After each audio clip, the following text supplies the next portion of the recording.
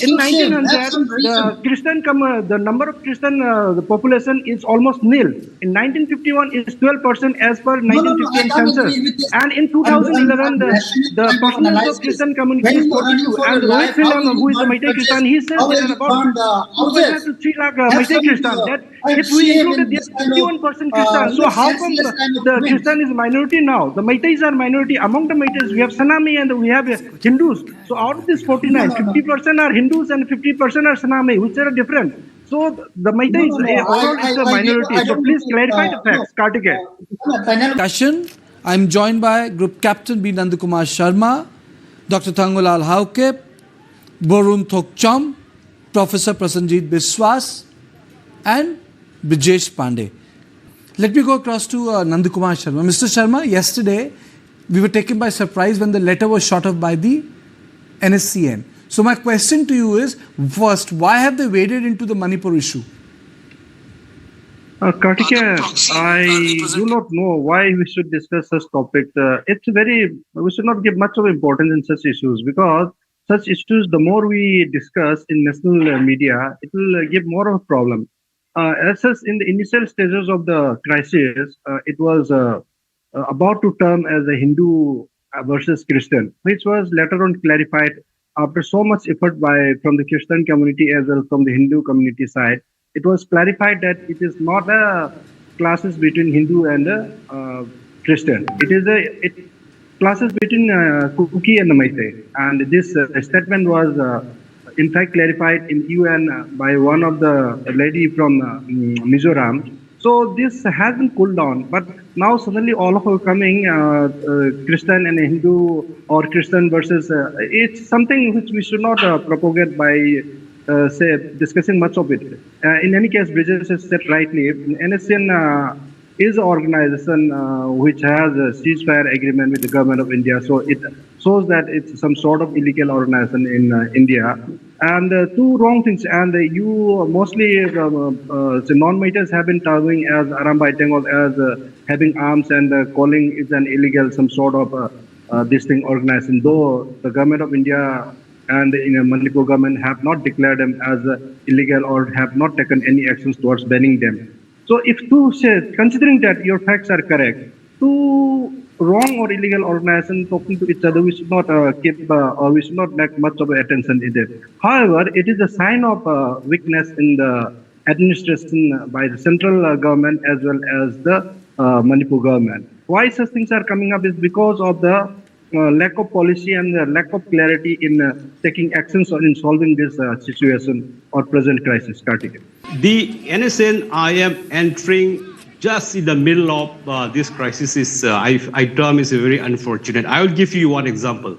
Supposing I'm talking to especially to my Naga brothers and especially to NSN IM. Supposing if three people stay together in a room, if two people fight, it's natural that the other third party has to interfere and stop the fight, right?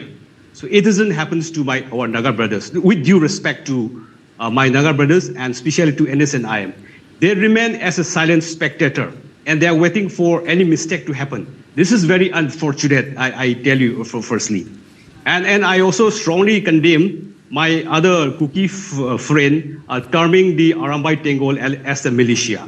See, I am speaking from a journalist point of view, not as a Meitei. Okay, so this Arambai Tengol, they are a cultural group. And we know, because I'm a journalist, I'm working from here. But my friend is very unfortunate that my friend termed them as a militia or whatever. Because even, see, if we talk about the Kuki, this militant group, even though they said they are in a suspension operation, when the ethnic class happened, they are the one who started firing at the Meitei villages and everywhere. And the government cannot control at the moment. I'm talking about that point of time. So it's obvious that the youth has to come up with an arm and protect themselves. And you cannot call them as a militia. You got it? So Baron, my question to you is, if you are saying that they are the cultural organization, then what happened at the Kangla fort, which became such a controversial issue? Okay, see, see, Maitre has a deep frustration. When I'll tell you a little bit of not history. I tell you, see, I'm before this ethnic glass or whatever for so many years. If you look in the highway, there are huge tax has been collected both by the NSN, IM, and the cookie militants. So if you see the prices, the price has been skyrocketed recently. I mean, forget about these prices. If you look at the 10, 15 years, the prices are always high. If you compare to Guwahati, if you compare to the prices in Guwahati and Manipur, the prices are always high. Because you know why? Because the NSN, IM, the cookie militants, they are collecting the taxes here, openly collecting. I have the proof, and everyone has the proof. Right now, I cannot show you, but if you really want, I can prove you later. They're collecting illegal taxes from the people of the valley. So the frustration is very strong. So there's this deep undercurrent going on, especially to the valley people. So we are very silent. It's very wrong to say we. The valley people are very, very, very much unhappy with what's happening in the highway, number one. So maybe the Kangla part might be the turning point of these youths who are so angry, who are so frustrated against their leader that they have to take up this particular state. So my question to Nandakumar Sharma ji is: are there cultural organizations, sir?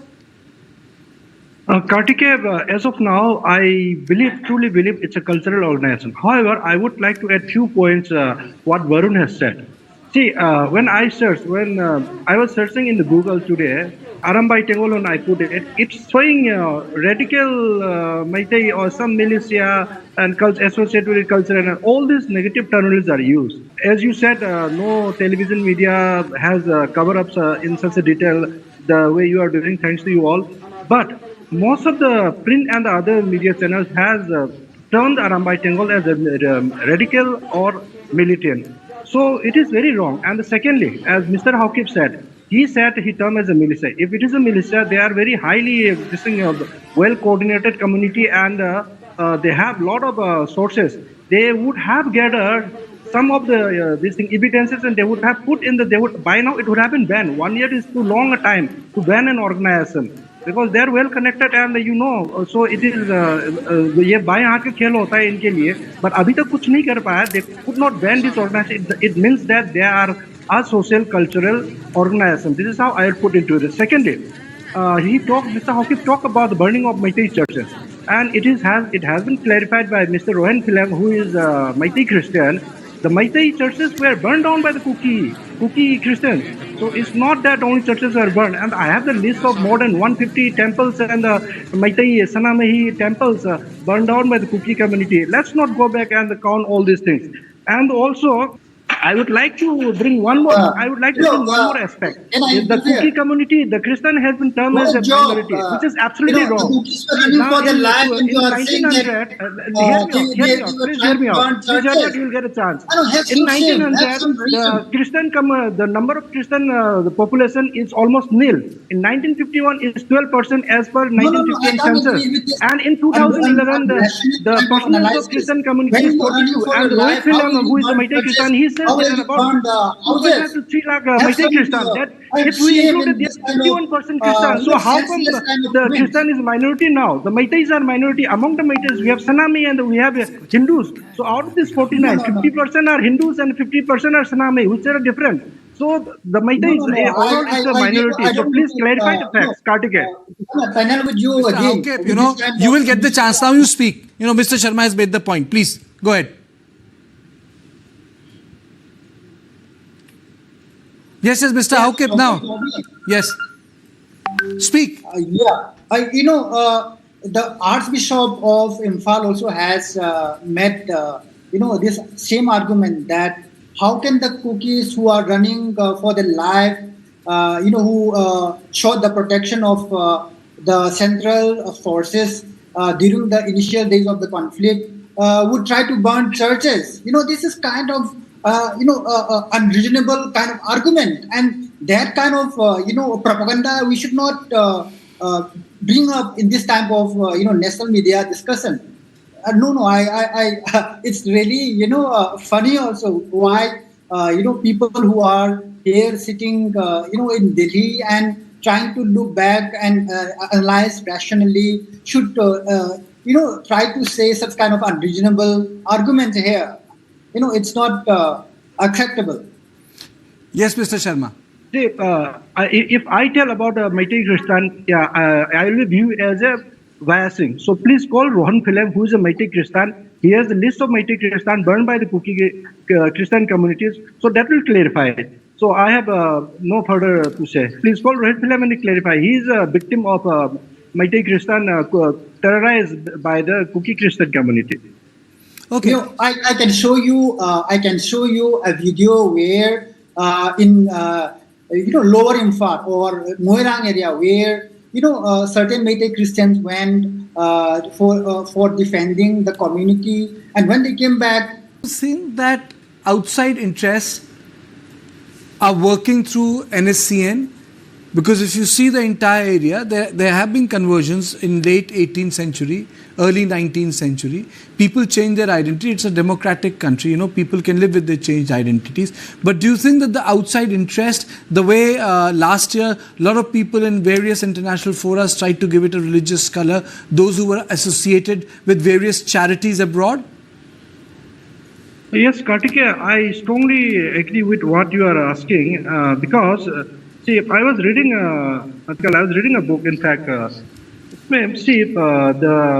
Christianity started to spread in Manipur around 1860s or something, somewhere it started. But nobody accepted. Slowly, though there was, in 1900, they could accept about 0.1%. Then this movement suddenly comes after the independence. Of course, everybody has the right. But however, India government, including the after independence Nehruji, they have made a rule that the rest of the Indians, those basically Hindus, they are not permitted to enter in northeast area. So that's how ILP, that inner line permit, that system started. So that none of the North Indians or rest of the Indians enter towards northeast, so that their influence over the Sanatan Dharma is there. So whatever Manipur, Assam, whatever little bit is there, that sustain, and the people living in the hilly areas are very poor, and the moment the Christianity comes, they come with a lot of these things, bounties, say free rice, free education, then all those things, free healthcare and all those things. So people do not know much also. The tribals generally, they have their own religion. They are also not Hinduism or Sanami. They have their own religion. But by seeing these small lucrative things, why not to avail? And they don't know it's a goal, something like God is same. So that's how they have attracted, and this has, and ultimately the idea of the Western, say Christian-dominated people, or they have want to control India. How to control? The Abrahamic allegiance here, it's easiest because the command and control is very easy. Even the Pope or the father in Imphal is not elected or selected or this is chosen by the people out there. It is from the Vatican City. You cannot have. So through them, the commands are released either in the name of welfare or whatever it is. So it is very easy. It's very subtle, in a subtle way. It's very easy to conquer the India or to destabilize India. So I would put up in this way, Kartikeya.